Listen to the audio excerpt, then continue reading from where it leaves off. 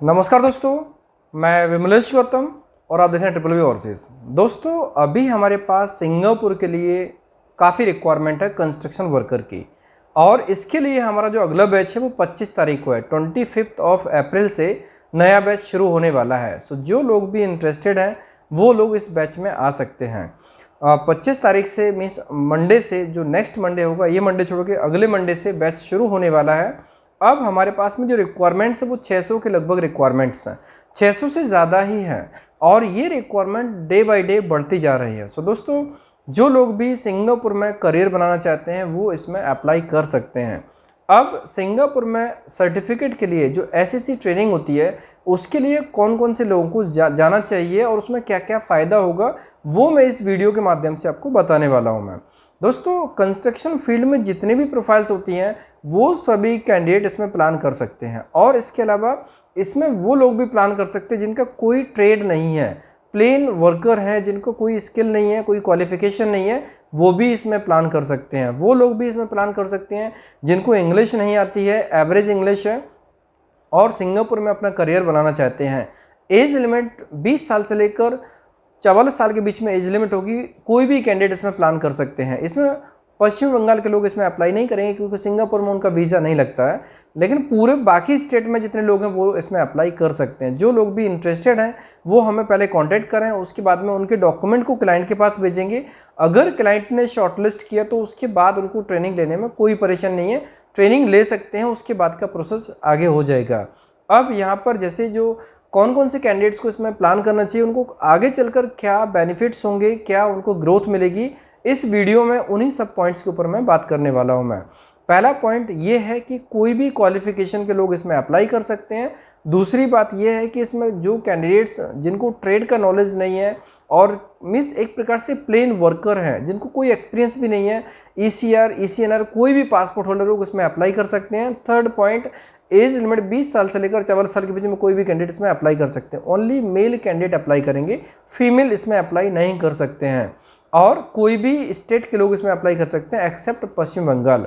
दोस्तों, ये रिक्वायरमेंट अभी हमारे पास 600 की है और ये आगे कंटिन्यू बढ़ने वाली है, क्योंकि जैसे जैसे हमारे पास में क्लाइंट की रिक्वायरमेंट बढ़ रही है, कैंडिडेट की भी रिक्वायरमेंट बढ़ेगी। ऑब्वियसली जो रिक्वायरमेंट है उसमें उतने कैंडिडेट्स की आवश्यकता है। सो कोई भी कैंडिडेट जो सिंगापुर में अपना करियर बनाना चाहते हैं वो उसमें अप्लाई कर सकते हैं। अब जो लोग अप्लाई करेंगे उनको क्या बेनिफिट मिलेगा?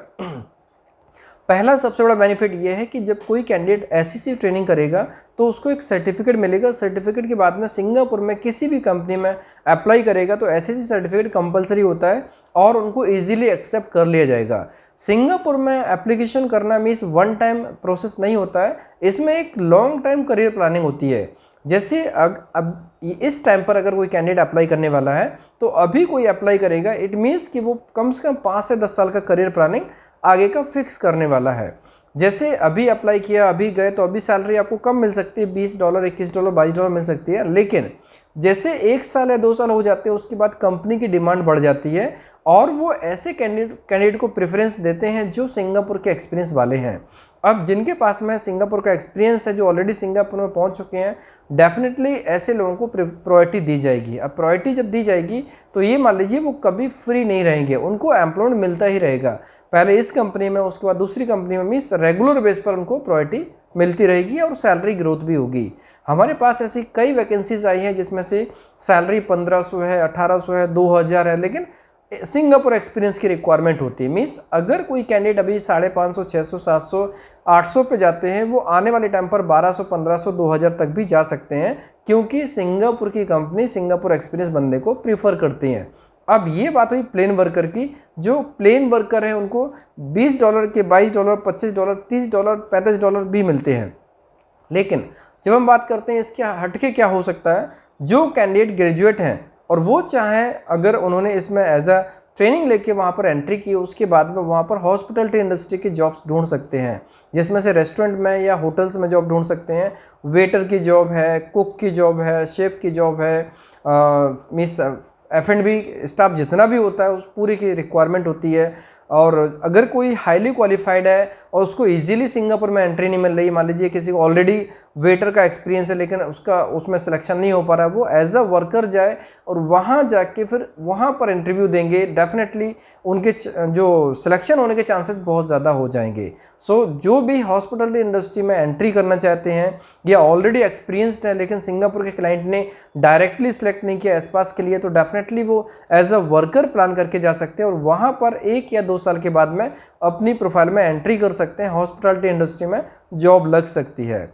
इसके अलावा जो लोग आईटी इंडस्ट्री में जाना चाहते हैं बिगिनर्स के लिए, जैसे कंप्यूटर ऑपरेटर होता है, सिस्टम एडमिन होता है, असिस्टेंट प्रोफाइल्स होती है, इन प्रोफाइल्स में कोई बंदा जाना चाहता है, कंपनी अगर डायरेक्ट सिलेक्ट नहीं करती है, एस्पास वीज़ा नहीं लगता, तो ऐसे लोग एसएससी ट्रेनिंग करके सर्टिफिकेट लेके उसमें एंट्री करेंगे पहले साल या उसके बाद दूसरे साल में उनको डेफिनेटली कुछ ना कुछ ऐसा बेटर अपॉर्चुनिटी मिल जाएगी। क्योंकि जब ये रिक्वायरमेंट्स निकलती हैं सिंगापुर में तो सिंगापुर एक्सपीरियंस वाले बंदे को या फिर जो बंदे ऑलरेडी सिंगापुर में हैं उनके ऊपर प्रायोरिटी दी जाती है, उनके ऊपर फोकस किया जाता है। तो जो लोग भी सिंगापुर में होंगे, भले वो वर्कर का काम कर रहे होंगे, 1 साल होने के बाद में या 2 साल होने के बाद में जब वो किसी कंपनी में इंटरव्यू देने जाएंगे और अगर प्रेजेंट करते हैं कि उनको इतना इतना एक्सपीरियंस है, तो डेफिनेटली कंपनी प्रायोरिटी देगी उनको सेलेक्ट करने में। तो ये हुई आईटी इंडस्ट्री के लिए। अब इसके अलावा कोई बंदा एडमिन प्रोफाइल है उसमें भी जाना चाहता है या सेल्स के लिए, खास तौर से सेल्स प्रोफाइल के लिए भी काफ़ी कंपनी जैसी होती हैं जो डायरेक्टली हायर नहीं करती हैं, लेकिन अगर कोई कैंडिडेट सिंगापुर में ही है तो उसको सेलेक्ट कर सकती हैं। तो कोई भी कैंडिडेट जिसको अगर एंट्री नहीं मिल पा रही, एंट्री नहीं मिलने का पर्पज़ ये है, मतलब ये है, पर्पज़ नहीं मतलब ये है कि जैसे कोई भी कैंडिडेट अप्लाई करता है, अब एस्पास के लिए अप्लाई करेगा तो एस्पास के लिए कोटा भी होना चाहिए, और अगर कोटा है तभी वो अप्लाई कर पाएगा। अगर कोटा नहीं है तो ऑब्वियसली वीज़ा नहीं मिलेगा। जब कोटा नहीं होगा तो कंपनी सेलेक्ट नहीं करेगी। अब एस्पास का लिमिटेड कोटा होने की वजह से कई प्रोफाइल्स के लिए कैंडिडेट्स का एप्लीकेशन इन नहीं हो पाता है, क्योंकि वो लोग अगर उनको सिंगापुर में ही अवेलेबल कैंडिडेट मिल जाता है तो वहीं के कैंडिडेट को हायर करके उसका वीज़ा एप्लीकेशन होता है। सो दोस्तों, जो लोग भी सिंगापुर में नहीं है, इंडिया में है और वो एक एस्पास प्रोफाइल के लिए एलिजिबल हैं लेकिन कंपनी से सिलेक्शन नहीं हो पाया, ऐसे लोग ट्रेनिंग अटेंड करके मिस ट्रेनिंग सर्टिफिकेट लेके वहाँ पर एज अ 1 ईयर के लिए वर्कर का काम करके उसके बाद फिर वो आगे अपना करियर प्लानिंग बना सकते हैं, एस्पास प्रोफाइल के लिए तैयारी कर सकते हैं, इंटरव्यू दे सकते हैं, सिलेक्ट हो सकते हैं और वीज़ा स्टेटस चेंज करा सकते हैं, वर्क परमिट से एस्पास हो सकता है। इसके अलावा लॉजिस्टिक फील्ड में देखा जाए, वेयरहाउस में रिक्वायरमेंट्स होती है। वेयरहाउस में मैक्सिमम जगह क्या होते हैं, वो सिंगापुर के ही बंदों को ज़्यादा लेते हैं। बहुत ही कम पोजीशन ऐसी होती है जहाँ पर इंडियन एक्सपीरियंस वाले बंदे को लेते हैं। लेकिन अगर कोई बंदा सिंगापुर में उपस्थित है, उसका फिन नंबर जनरेटेड है और वो अगर इंटरव्यूज़ देते हैं तो डेफिनेटली कंपनी उनको पहली प्रायोरिटी देती है। अब ये जो चीज़ें हैं, ये बेनिफिट्स कब मिलेंगे, जब कैंडिडेट वहाँ पहुँचेगा। कई बार ऐसा होता है कि कोई कैंडिडेट यहाँ से एंट्री करता है, उसके बाद में ड्राइविंग लाइसेंस बनवाता है, हैवी लाइसेंस क्लास 3 बनाया, क्लास 4 बनाया। मीन्स जो ग्रो करना चाहते हैं उनको एसएससी ट्रेनिंग कंपलसरी है। मीन्स ऐसा नहीं है कि सिर्फ कंस्ट्रक्शन वर्कर के लोग ही एसएससी ट्रेनिंग में जा सकते हैं। कोई भी कैंडिडेट जो सिंगापुर में अपना करियर बनाना चाहता है वो 1 साल या 2 साल इन्वेस्टमेंट करे टाइमिंग का और उसमें से उनको वर्कर प्रोफाइल में काम करे, बाद में वहाँ पर उसको ग्रोथ मिल जाएगी। उसके लिए हम भी सपोर्ट करेंगे और वो अपने आप भी इसमें सक्सेस प्राप्त कर सकते हैं।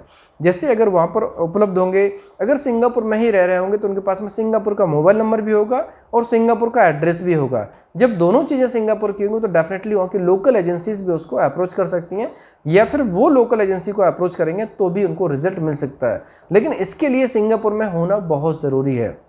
अगर सिंगापुर में होंगे तभी आपको अपॉर्चुनिटीज़ का लाभ मिल पाएगा। सो दोस्तों, चाहे आईटी इंडस्ट्री हो, हॉस्पिटलिटी इंडस्ट्री हो या फिर सेल्स की प्रोफाइल हो, एडमिन के लिए हो, लॉजिस्टिक के लिए हो या मरीन सेक्टर की प्रोफाइल्स हो, इन सभी प्रोफाइल्स के लिए कैंडिडेट का सिंगापुर में होना बहुत ज़रूरी है। और उसके बाद उनकी जो करियर के लिए, ग्रोथ के लिए जो पॉसिबिलिटी है वो बहुत ज़्यादा बढ़ जाती है और ये संभव हो सकता है अगर वो सिंगापुर में एंट्री करते हैं। अब सिंगापुर में एंट्री करने के सिर्फ 3 ही माध्यम हैं। एक एस्पास के लिए अप्लाई करो। एस्पास में इतने कोटा नहीं होते हैं कि सभी लोगों का एस्पास में हो सके, तो जिन लोगों का एस्पास में नहीं हो सकता है वो लोग एसएससी ट्रेनिंग के माध्यम से सिंगापुर में एंट्री कर सकते हैं। दूसरा तरीका होता है PCM visa. PCM work permit नहीं मिलता है, क्योंकि PCM work permit generally quota कम होता है इसमें। लाइक कंस्ट्रक्शन कोटा बहुत ज़्यादा होता है, ये कहा जाए 60 to 70% कोटा कंस्ट्रक्शन वर्कर का ही होता है। तो उसमें से जितने लोग होते हैं उनको कंस्ट्रक्शन वर्कर में सर्टिफिकेट के साथ में जाएंगे, पॉसिबिलिटी बढ़ जाएगी। लेकिन पीसीएम का कोटा बहुत कम रिलीज होता है। अभी तक हमारे पास जितने भी एप्लीकेशंस हमने किए हैं उसमें से पीसीएम कैटेगरी के सिर्फ 2 ही वीज़ा अभी निकले हैं, और अभी जो प्रोसेस में है कुछ वीज़ा और 3 वीज़ा और प्रोसेस में है। मीन्स पीसीएम का कोटा कम होता है, लेकिन कंस्ट्रक्शन वर्कर का 600 की रिक्वायरमेंट है। आप सोचो, जहाँ पर 600 लोगों की रिक्वायरमेंट है वहाँ पर हमारे पास पीसीएम में 5 लोगों का है। तो सोचो कितना डिफरेंस है, क्योंकि पीसीएम को कैटेगरी का वीज़ा कम होता है, मीन्स कोटा कम रहता है। और ये मान लीजिए 2 महीने 3 महीने में रिपीट होता है, एवरी मंथ नहीं आता, 2 महीने या 3 महीने में रिपीट होते रहते हैं ये पीसीएम कैटेगरी का वीज़ा। तो अब अगर किसी को जाना है और अगर उस टाइम पर कोटा नहीं है तो उनके लिए ये ट्रेनिंग काफ़ी इंपॉर्टेंट है। जो लोग भी कैंडिडेट्स इसमें जाना चाहते हैं, अब यहाँ पर एक पॉइंट है, अगर कैंडिडेट को जाना है तो उसको डॉक्यूमेंट शॉर्टलिस्टिंग पहले कराना होगा, क्योंकि डॉक्यूमेंट शॉर्टलिस्टिंग होगा तो हम क्लाइंट से आपका अप्रूवल पहले से लेके रखेंगे। ये कैंडिडेट सिंगापुर के मिस क्लाइंट द्वारा शॉर्टलिस्टेड है और ट्रेनिंग में है, तो क्लाइंट को आपका अपडेट जाता रहेगा कि हमारे ये सर्टेन कैंडिडेट्स इतने पार्टिकुलर ये कैंडिडेट यहाँ पर ट्रेनिंग में इतने दिन कंप्लीट कर चुका है और इसका टेस्ट इस दिन होने वाला है। सो जो लोग भी इंटरेस्टेड हैं वो पहले टीम को कांटेक्ट करें, ऑफिस आएँ। अगर ऑफिस नहीं आ सकते हैं तो सभी डॉक्यूमेंट्स प्रॉपर तरीके से भेजें, टीम से कोऑर्डिनेट करें और एग्रीमेंट के टर्म्स को ऑनलाइन ही कंफर्म करें, क्योंकि ये बहुत इंपॉर्टेंट है। अगर हम एम्प्लॉयर को आपके डॉक्यूमेंट्स नहीं भेजेंगे, उसके बाद अगर आप ट्रेनिंग करते हो, बाद में क्लाइंट शॉर्टलिस्ट नहीं करता तो फिर वेट नहीं करेगा ऑब्वियसली। लेकिन अगर हम अभी डॉक्यूमेंट भेजते हैं तो क्लाइंट वेट कर सकता है आपके ट्रेनिंग कंप्लीट होने का और सर्टिफिकेट आने तक का। सो ये बहुत इंपॉर्टेंट चीज़ है। जो लोग भी सिंगापुर जाना चाहते हैं वो लोग पहले हमारी टीम को कांटेक्ट करें। अगर संभव हो तो ऑफिस आएँ, वैसे ऑफिस आना कंपलसरी होगा, लेकिन अगर संभव नहीं है तो आप टर्म्स को ऑनलाइन कंफर्म कीजिए, उसके बाद आप अपने डॉक्यूमेंट्स को भेजेंगे। डॉक्यूमेंट्स हम आगे कंफर्म करने के बाद में जब एग्री हो जाएंगे तभी टर्म्स ओके करना होगा। उसके बाद ट्रेनिंग कंप्लीट करेंगे। ट्रेनिंग कंप्लीट करने के दौरान ही आपकी पूरी डिटेल्स क्लाइंट को शेयर की जाएगी बीच बीच में, जैसे आपने एंट्री की या फिर आपका बीसीए का रजिस्ट्रेशन हो गया या फिर टेस्ट इस डेट पे होने वाला, ये सारी अपडेट्स क्लाइंट को चली जाएगी। जब क्लाइंट को अपडेट जाएगी तो फिर आपका एम्प्लॉयमेंट कंफर्म हो जाएगा और जैसे ट्रेनिंग कंप्लीट होगी सर्टिफिकेट आपके हाथ में होगा। 7 to 15 डेज के अंदर आपको हम वर्क परमिट इश्यू करवा देंगे, क्योंकि वर्क परमिट जनरली 1 से 2 हफ्ते के अंदर निकल जाता है। सर्टिफिकेट हाथ में आएगा इमीडिएटली 1 वीक के अंदर आपका जो इंटरनल प्रोसेस होता है वो कंप्लीट करवा देंगे। तो कोई भी कैंडिडेट जो प्लान करना चाहता है, जो पॉइंट्स हमने बताया, चाहे वो आईटी इंडस्ट्री का बंदा हो, हॉस्पिटलिटी का हो, ड्राइवर का हो या मरीन का हो या फिर एडमिन का हो, वेयरहाउस का हो, लॉजिस्टिक इंडस्ट्री किसी का भी हो, या कंस्ट्रक्शन फील्ड का ही बंदा हो या बिल्कुल लेबर कैटेगरी का बंदा हो, वो भी आके इस ट्रेनिंग को अटेंड कर सकते हैं, इसका लाभ ले सकते हैं और सिंगापुर में एक अच्छी करियर प्लानिंग शुरू कर सकते हैं। ऐसी ट्रेनिंग रियली बहुत इंपॉर्टेंट है। जैसे कहा जाए कि जो एक सबसे अहम अस्त्र मान लीजिए सिंगापुर में एंट्री होने का, एक प्रकार से मान लीजिए एक जो की है सिंगापुर में एंट्री करने की कि आप एसएससी सर्टिफिकेट लो, आप उसमें एंट्री कर सकते हैं। सो जो लोग भी चाहते हैं अपना करियर बनाना, आगे की प्लानिंग अच्छी हो और सिंगापुर में एंट्री करना है और कंफर्म एंट्री करना है, तो एसएससी ट्रेनिंग कंपलसरी है और एसएससी ट्रेनिंग ही वो माध्यम है, इसमें 100% सक्सेस है। अगर आपके पास में एसएससी सर्टिफिकेट है तो आपका वीज़ा रिफ्यूजल का कोई चांसेस नहीं होगा, 99.9% बिल्कुल भी चांस नहीं होगा। अगर आपके डॉक्यूमेंटेशन में कोई कमी नहीं हो तो कोई भी एप्लीकेशन, अगर किसी का एसएससी सर्टिफिकेट है तो वीज़ा रिफ्यूजल ना के बराबर होता है। हो सकता है कि 1000 में कोई एक आध प्रोफाइल हो, वो अलग बात है, बैड लक हो सकता है, अदरवाइज बाकी एप्लीकेशंस में वीज़ा रिफ्यूजल नहीं होते हैं। सो ये एक सिक्योरिटी होती है कि अगर एसएससी सर्टिफिकेट है। अब सिक्योरिटी क्यों होती है? क्योंकि एसएससी सर्टिफिकेट जो होती है ना वो बीसीए द्वारा मिलता है, बीसीए बिल्डिंग कंस्ट्रक्शन अथॉरिटी, और बीसीए सिंगापुर की एक बहुत बड़ी ऑर्गेनाइजेशन है। अगर बीसीए ने अप्रूव किया तो एमएमबी वीज़ा दे देती है, इसलिए एसएससी सर्टिफिकेट बहुत ज़रूरी है। कोई भी कैंडिडेट जो इंटरेस्टेड हैं, एलिजिबल हैं, वो हमारी टीम से कांटेक्ट कर सकते हैं, ऑफिस में विजिट कर सकते हैं और उनको हम ट्रेनिंग के लिए एनरोल कर सकते हैं। 25 तारीख को ट्रेनिंग शुरू होने वाली है और जो 25 तारीख को ट्रेनिंग में आएंगे, इन लोगों की ट्रेनिंग मई और जून चलेगी, जुलाई में इनका टेस्ट होगा और ये सीक्वेंस कंटिन्यू चलता रहेगा। 2 से ढाई महीने की ट्रेनिंग रहती है, मीन्स 2 महीने की ट्रेनिंग होती है, उसके बाद में 15 डेज के अंदर टेस्ट होता है, तो रिवीजन वाला पार्ट रहता है। सो 2 महीने की ट्रेनिंग है, उसके कुछ दिन बाद उनका टेस्ट होता है। टेस्ट का जो रजिस्ट्रेशन होता है उसी टाइम फिक्स हो जाता है कि टेस्ट कौन सी डेट में होने वाला है। सो जो लोग भी इंटरेस्टेड हैं डेफिनेटली वो आ सकते हैं, ये गोल्डन अपॉर्चुनिटी है।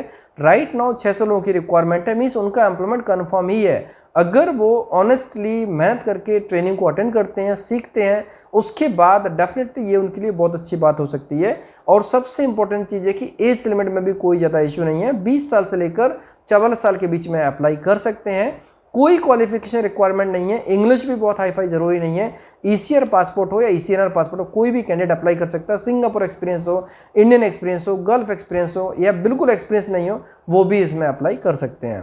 दोस्तों वीडियो कैसा लगा, अगर डिटेल आपको पसंद आई तो अपने दोस्तों को फॉरवर्ड कर सकते हैं, जिससे रिलेवेंट लोगों को इसका लाभ मिल सकता है, वो भी अप्लाई कर सकते हैं, वो भी प्लान कर सकते हैं और सिंगापुर में अपना करियर बना सकते हैं।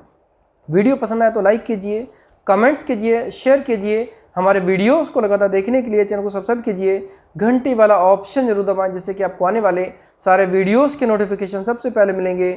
धन्यवाद।